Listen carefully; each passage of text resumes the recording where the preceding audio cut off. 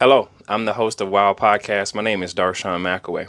If you typically listen to this podcast on audio-only platforms, well, rest assured, there's a link in the description that takes you to the video format of this podcast interview. Now, let's get on with our special guest. Let's get right into it. Listen, a lot of times what gives me the accreditation, if you will, and the representation. Hello, I'm the host of Wild Podcast. My name is Darshawn. And it's going down like this. Big Red helps me around the house. My dream car happens to be a 13 Tundra. What's yours? Anything else you got to say? Any words of maybe encouragement or words of hope?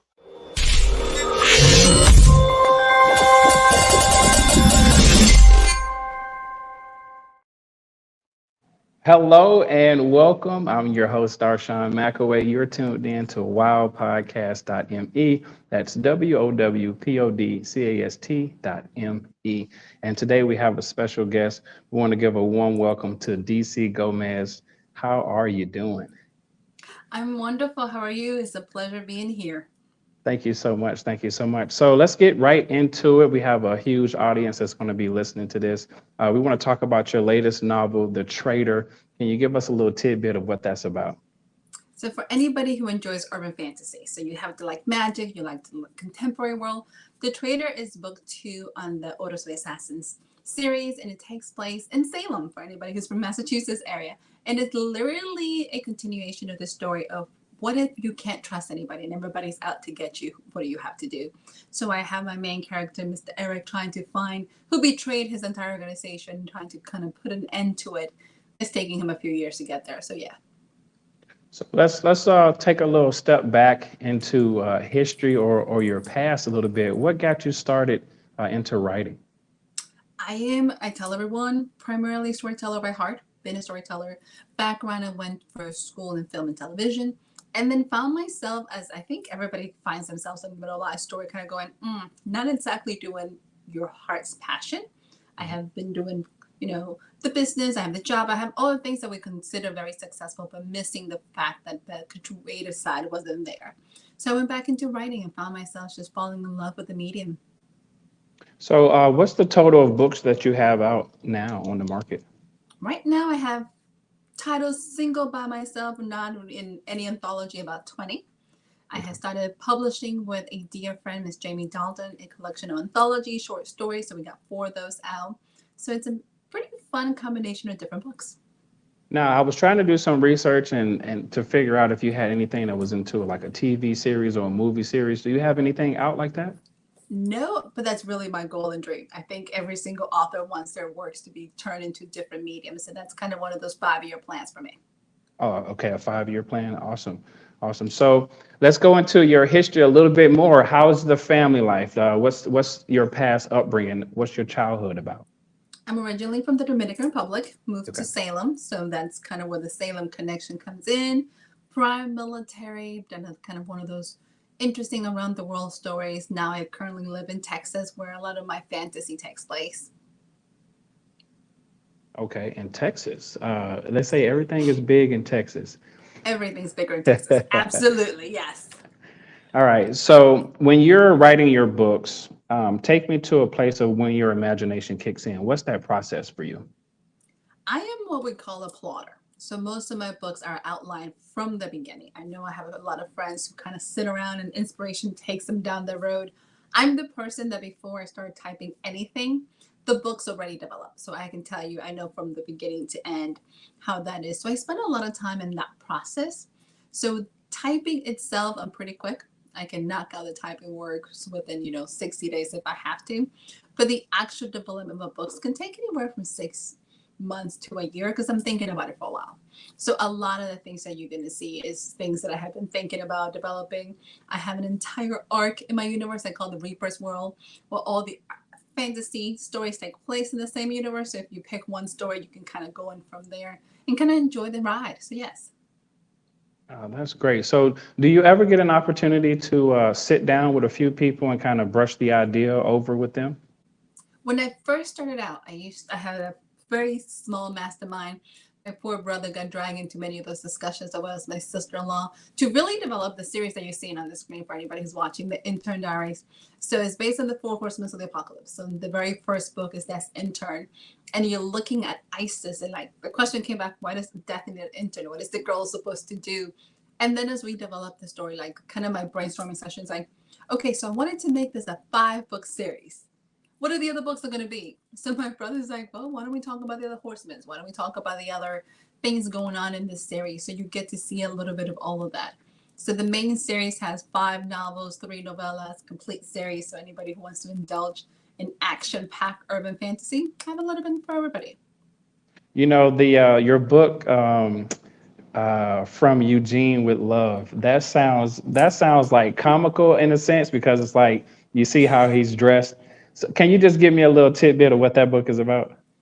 So the title, for anybody who's been paying attention, I have a love obsession with James Bond. So Okay. this is my homage to like this true spy.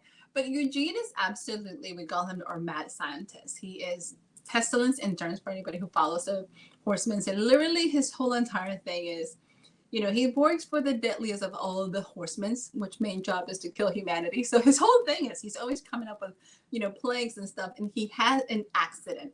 So Eugene was on a mission to try to figure out how to create killer bees. Remember, this is urban fantasy and kind of wild.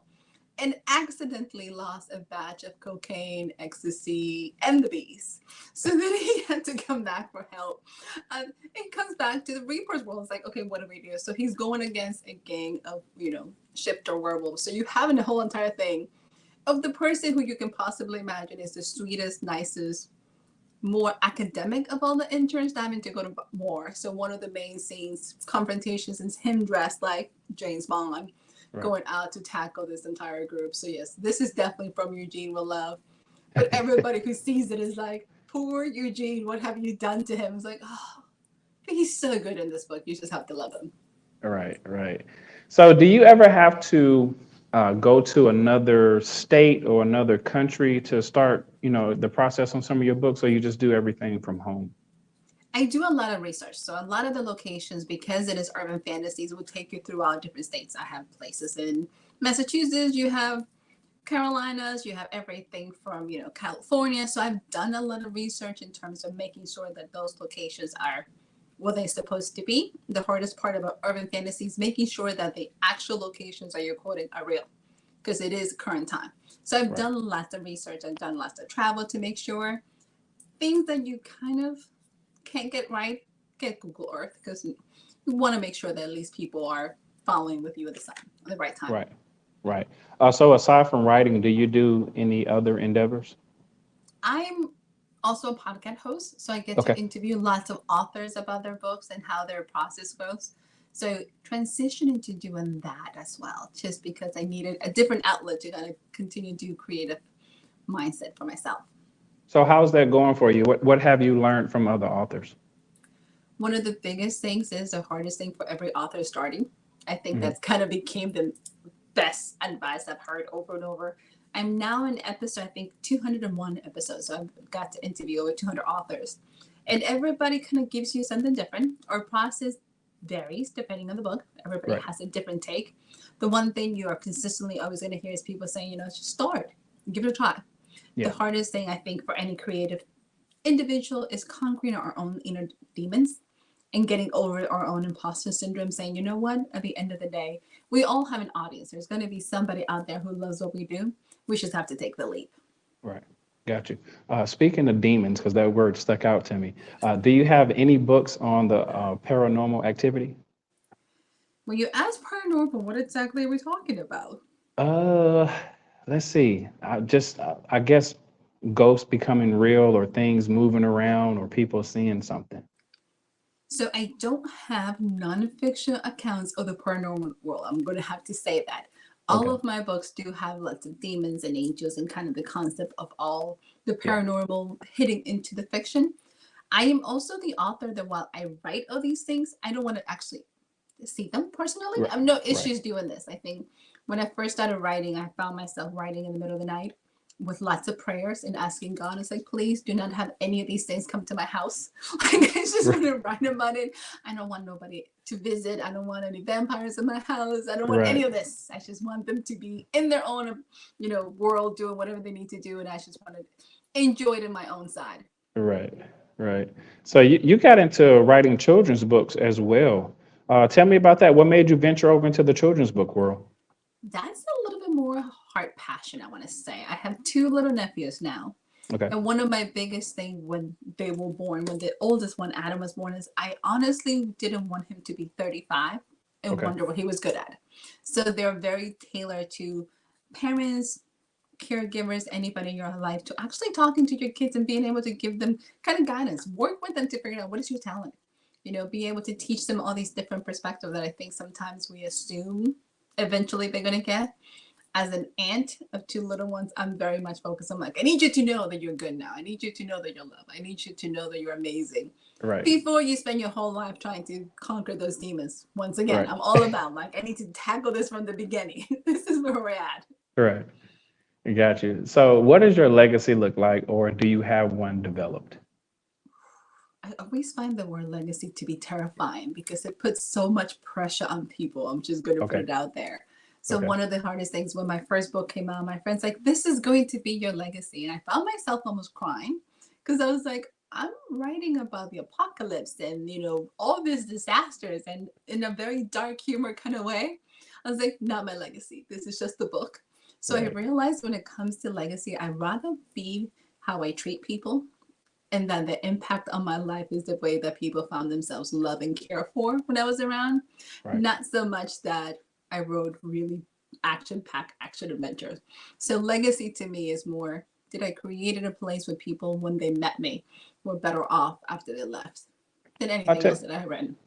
I tell you what. That brings to my mind. What are people's first impression about you?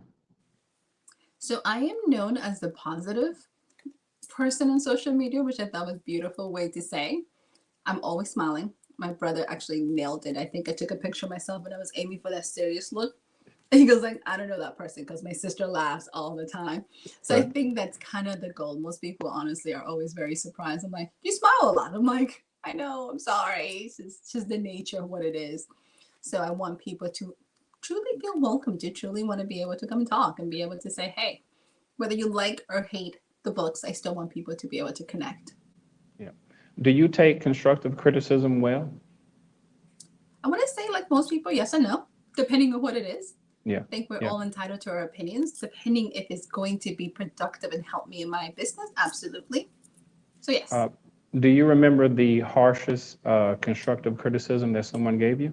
Oh, God, yes. I think the best one and the one that hurt the most is I was told by, happened to be a cover designer, it's like, yeah, your covers suck. I was like, okay. Right. So it took me about 48 hours to digest that Hmm. and get over my feelings and then go back and say, okay, so what do I need to do to get these covers better? Right. So I have become very much comfortable with the process of creation. So the covers most people get to see now for this intern series, I want to say, is version number 3, cover designer number 5, to truly capture the essence. But yes, I'm very comfortable with the fact that when they said it, they're like, yeah, that doesn't say urban fantasy. And it was like, ooh, really? So yes, so here's best constructive criticism. You need new covers, so then we went and got brand new covers. Yeah. For me, I don't take constructive criticism well because I put so much into what I'm doing. And when I have my vision, I have my vision. And for the most part, my vision really comes to life the way people, uh, I guess the way people don't think I was going to do it, it comes out the way that I wanted it to. So I was just kind of curious to see how you took it because looking at your book covers, they really do stand out. Mhm. All of your books look like they're about to be blockbuster movies. It's so much So, fun. yeah. So, as we bring the show to a close, let's tell everybody what you have coming up next, any type of booking events or and your social media. I am getting ready to release new book coming out in September, so I'm super excited. It's Cursed by Ferd. It's honestly a spice of retelling a Little Red Riding Hood. she might not be the good ones. Just put it out there. So for anybody interested, check out my website is dcgomez-author.com so you can stay up to date on all of that. You can sign up for the newsletter, get a free short story, and then that way you get to know when this new book's coming out and get a glimpse of the new cover. Absolutely great. Ladies and gentlemen, we have DC Gomez. I've been waiting on this interview for like over a month and a half. So I'm very happy to talk to you. I'm extremely proud of you and much continued success to you. Thank you, dear. Such a pleasure being here. Absolutely.